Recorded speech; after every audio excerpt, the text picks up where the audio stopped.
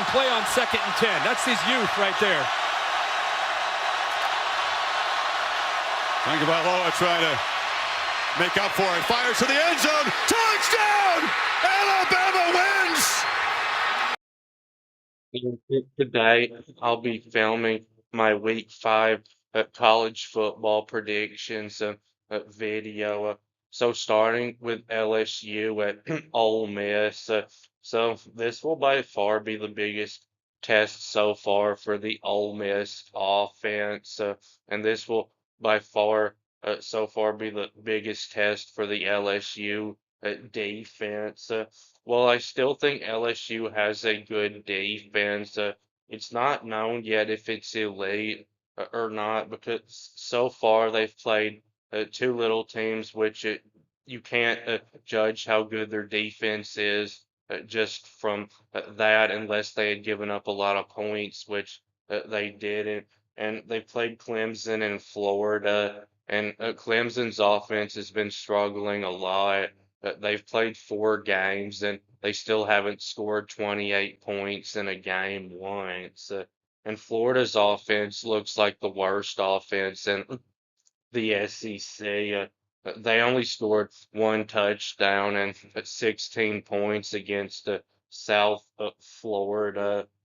So LSU has no chance of being able to hold the Ole Miss offense to just 10 points. So if LSU is going to win this game, they're going to have their best game of the season offensively.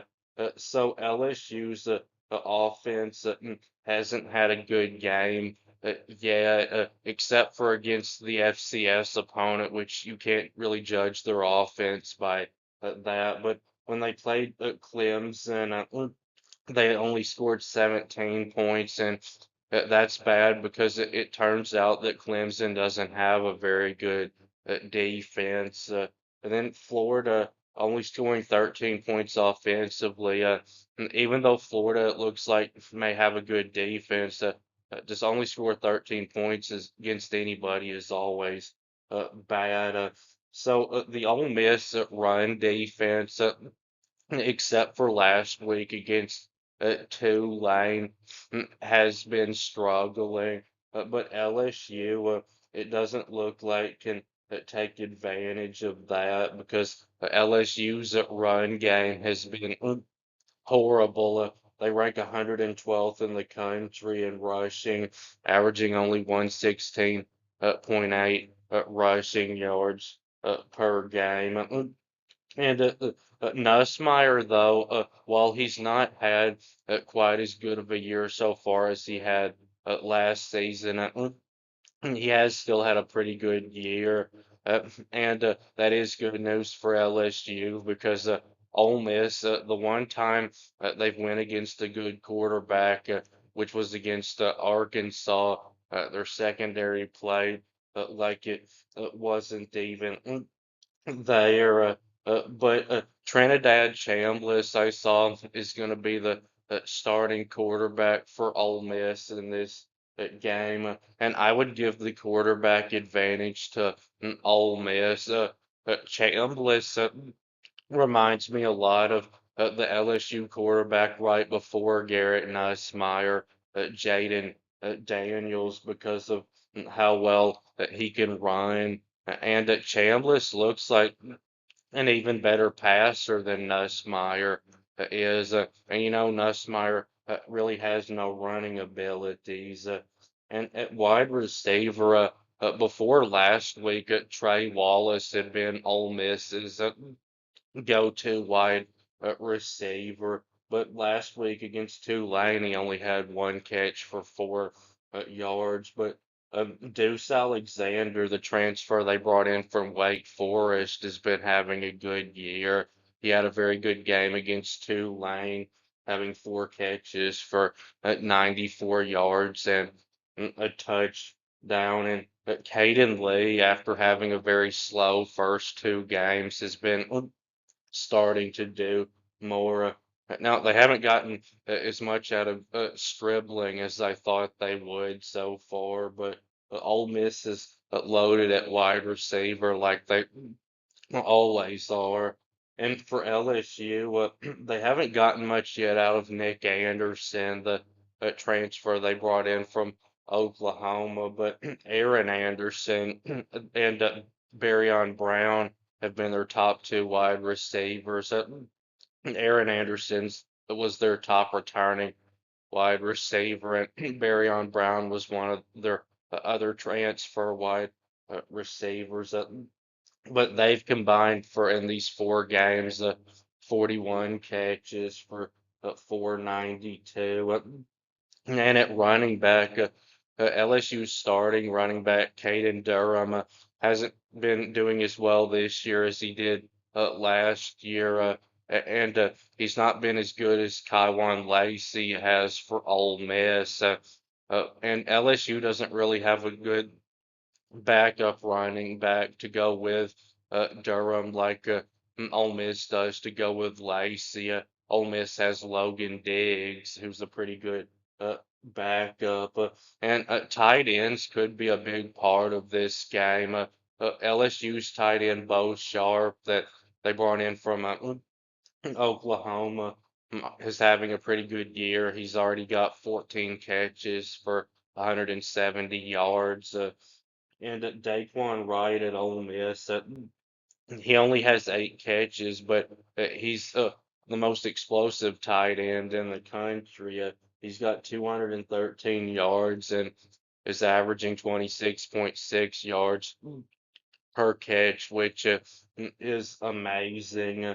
So Ole Miss, I think, has a much better offense than LSU, and I think LSU has got a better defense than Ole Miss, but I think Lane Kiffin is a better coach now than Brian Kelly is, and I don't think LSU quite has enough offense to win this game.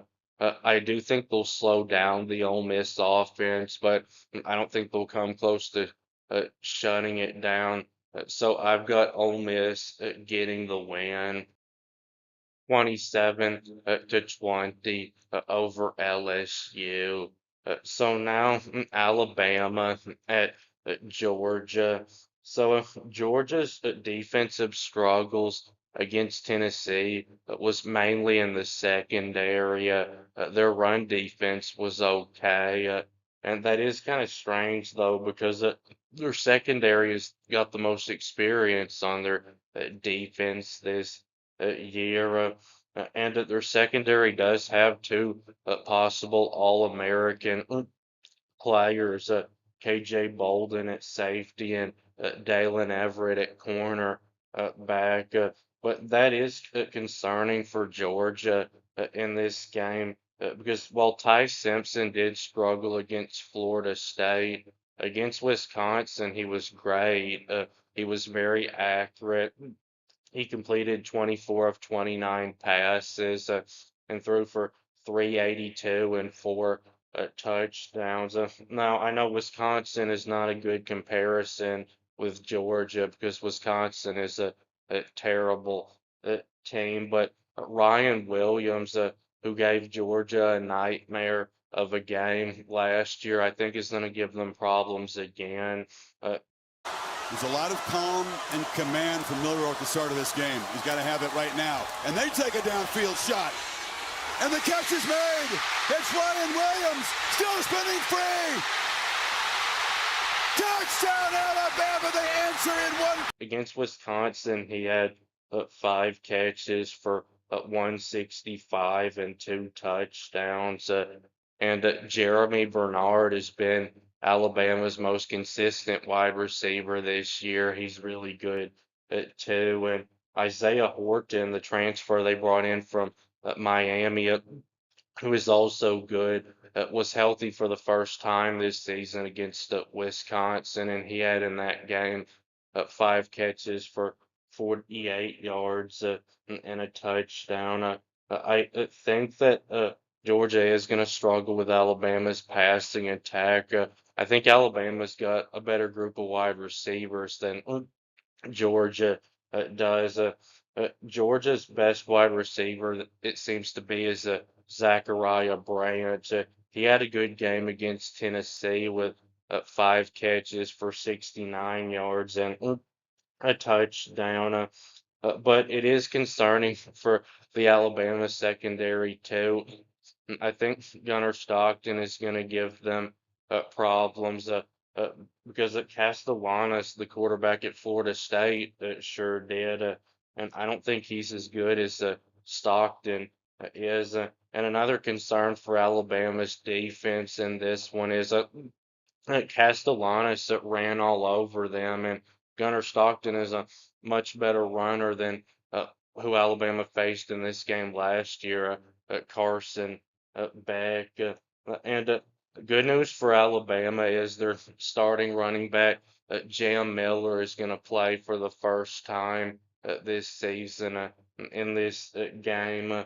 He's a similar running back to Georgia's Nate Frazier. But I do think Georgia will shut down the run for the most part. And Georgia's defensive lineman, Christian Miller, is one of the best run stoppers in the country. And for Alabama on the defensive line, an LT Overton is likely a first or second round pick in the next NFL draft. He's a great pass rusher, and they're going to get Tim Keenan back for the first time this season, who is another one of their great defensive linemen. He's more of a run stopper than a pass rusher, but Jamarian Latham, another one of Alabama's defensive linemen, is still going to be out for this game. I don't think Georgia's going to be able to run a lot in this game either. I think this is going to be a very close game and kind of a high scoring uh, game. I think there'll be a lot of passing in it, and I don't think it's going to be like last year where Alabama got way ahead and Georgia came back. I think it'll be close the whole game with probably several lead changes. I know it may make more sense to pick Georgia in this one because they're the home team and Alabama already has a loss that was unexpected. But I still can't pick Georgia to beat Alabama until I see them do it. So I've got Alabama getting the win. 34-31 over Georgia.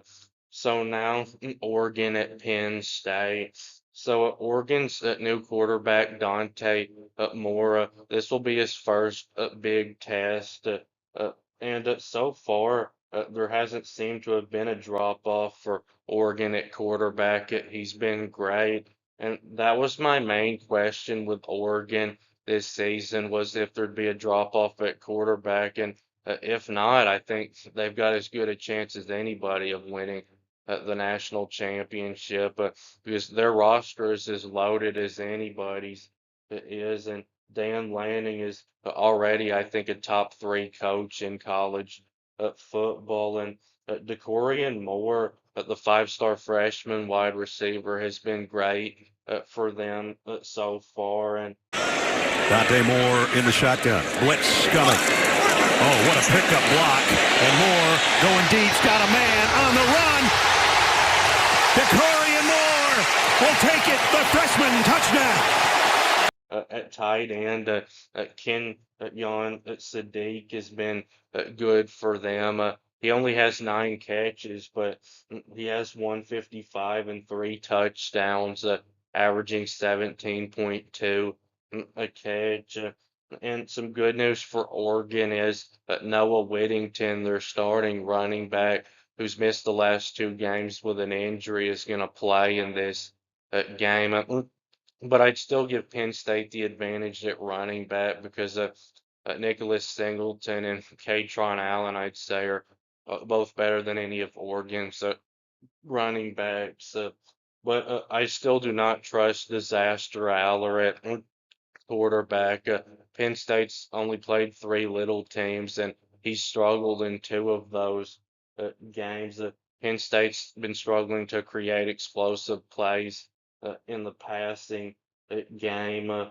And I'm doubtful that Penn State's wide receiver room is a lot better than last year. I'm pretty sure it's at least a little better. But of the three transfer wide receivers that they brought in, one of them only has 5 catches, and the other two have been their top two so far, Trevor Pena and Kyron Hudson. But still, they've only combined for 27 catches. For 322, and they've not faced a team anywhere near as good as Oregon yet. And at the line of scrimmage, I'd say they're about even on both sides.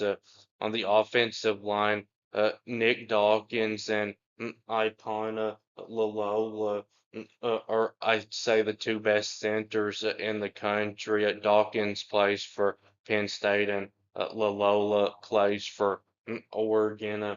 And then on the defensive line, Oregon's got two great pass rushers, Bear Alexander and Mateo Uyangale, and Penn State's got one, Danai Dennis Sutton. So I might give Oregon a little bit of an advantage in the pass rush, and Penn State a little bit of an advantage in run stopping.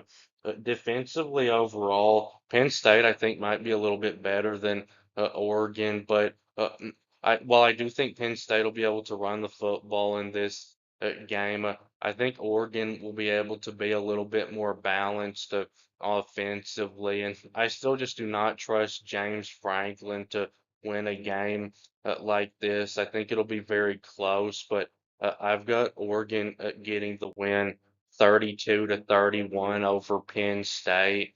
That'll be it with this video. Please subscribe. Thanks for watching, and I'll be back soon.